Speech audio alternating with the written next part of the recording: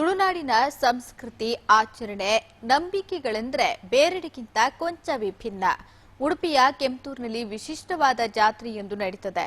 ಇಲ್ಲಿ ಎರಡು ಪಂಗಡದವರು ಉರಿಯುವ ಪಂಚನ್ನ ಒಬ್ಬರಿಗೊಬ್ಬರು ಎಸೆತಾರೆ. ಈ ಬೆಂಕಿ ಯುದ್ಧಕ್ಕೆ ಸ್ವತಃ ದೇವರೇ ಸಾಕ್ಷಿಯಾಗ್ತಾರೆ. ಏನಿದು ಆಚರಣೆ, ಇಲ್ಲಿದೆ ಡೀಟೇಲ್ಸ್.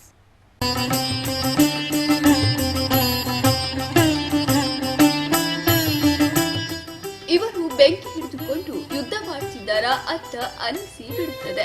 ಉಡುಪಿಯ ಕಿತ್ತೂರು ಗ್ರಾಮದಲ್ಲಿ ನಡೆಯುವ ವಿಶಿಷ್ಟ ಜಾತ್ರೆ ಇದು. ಇಲ್ಲಿನ ಇತಿಹಾಸ ಪ್ರಸಿದ್ಧ ವಿಷ್ಣುಮೂರ್ತಿ ದೇವಸ್ಥಾನದಲ್ಲಿ ವರ್ಷಪ್ರತಿ ಜಾತ್ರೆ ಉತ್ಸವ ನಡೆಯುತ್ತದೆ. ಜಾತ್ರೆಯ ಕೊನೆಯ ದಿನ ದೇವರ ಅಭ್ಯಂಜನ ಸ್ನಾನ ಆದ ಕೂಡಲೇ ಕಟ್ಟೆ ಪೂಜೆ ನಡೆಯುತ್ತದೆ. ಕಟ್ಟೆ ಪೂಜೆಯಾದ ಕೂಡಲೇ ಸೂಟದಾರೆ ಅಂದ್ರೆ ಪಂಚನ್ನ ಎಸೆಯುವ ಸಂಪ್ರದಾಯ ಶುರುವಾಗುತ್ತದೆ.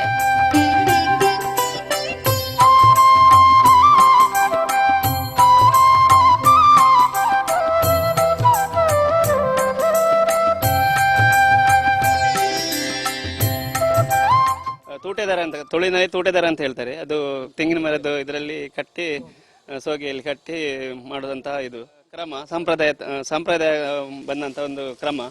ಅಂದ್ರೆ ಎರಡು ಮೇಲ್ಬದಿಯ ಮತ್ತೆ ಕೆಳಬದಿಯವರು ಅಂತೇಳಿ ಎರಡು ಪಂಗಡ ಇದೆ. ಒಂದು ಇಲ್ಲಿ ದೇವರ ಇದು ಜೀಟಿಗೆಯಲ್ಲಿ ಹೊತ್ತಿಸಿ ಆಚೆ ಈಚೆ ಕೊಟ್ಟು ಅವರಿಂದ ಒಂದು ಸಾಧಾರಣ ಒಂದು 100 ಮೀಟರ್ ಉದ್ದದಷ್ಟು ಆಚೆ ಈಚೆ ಬಿಸಾಡಿಕೊಂಡು ಸ್ವಲ್ಪ ರೋಷದಿಂದ, ಜಗಳ ಏನಿಲ್ಲ.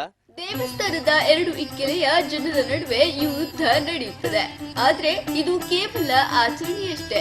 ಹಿಂದೆ ಎಲ್ಲಾ ದೇವಸ್ಥಾನಗಳಲ್ಲಿ ಇಂತಹ ಆಚರಣೆ ಇತ್ತು. ಆದ್ರೆ ಈಗೀಗ ಇಂತಹ ಹಲವು ಸಂಪ್ರದಾಯಗಳು ನಶಿಸಿ ಹೋಗಿವೆ. ಆದ್ರೆ ಕೆಂಪತೂರಿನ ಗದ್ದೆಯಲ್ಲಿ ಇಂದಿಗೂ ಸಂಪ್ರದಾಯ ಉಳಿಸಿಕೊಂಡು ಹೋಗಲಾಗುತ್ತಿದೆ. ಉಡುಪಿಯ ಪೈಕಿ ಈಗ ನಮ್ಮ ಊರಿನಲ್ಲಿ ಈ ತರಹದ ಸಂಪ್ರದಾಯ ಕಾಣಸಿಗುತ್ತದೆ. ಬೇರೆ ಕಡೆಯೂ ಮೊದಲು ಇತ್ತು. ಆದ್ರೆ ಇತ್ತೀಚೆಗೆ ಸಂಪ್ರದಾಯವನ್ನ ಜನರು ಕೈಬಿಡುತ್ತಾ ಹೋಗುತ್ತಿದ್ದಾರೆ.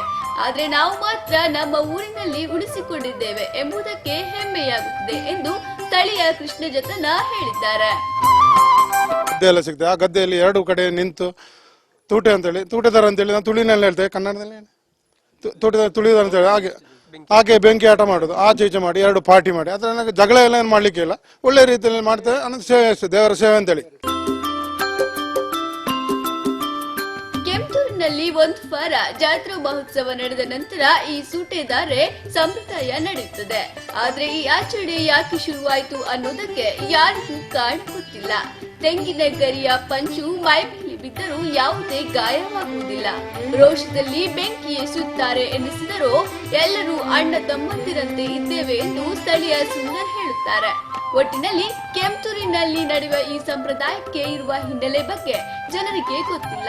ಸಂಪ್ರದಾಯ ಮುಂದುವರಿಸುತ್ತೇವೆ ಎಂಬ ಮಾತು ಯುವಕರಿಂದ ಕೇಳಿ ಬರುತ್ತಿದೆ.